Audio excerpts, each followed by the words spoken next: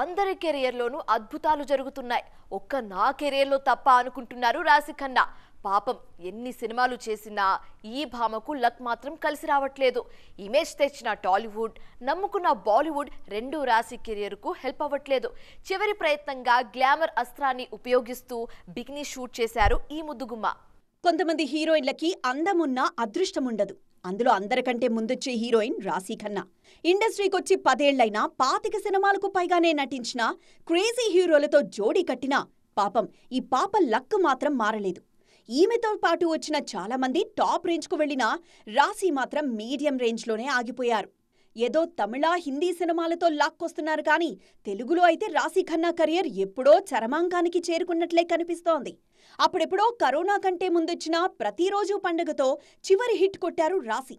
ఆ తర్వాత ఆమె నటించిన వరల్డ్ ఫేమస్ లవర్, పక్కా కమర్షియల్, థ్యాంక్ యూ సినిమాలు ఫ్లాప్ అయ్యాయి. దీంతో ఆమెకు ఆఫర్స్ కరువయ్యాయి. తెలుగులో సిద్ధూ జొన్నలగడ్డ హీరోగా నీరజ కోనా తెరకెక్కిస్తున్న తెలుసు కథలో నటిస్తున్నారు రాశి.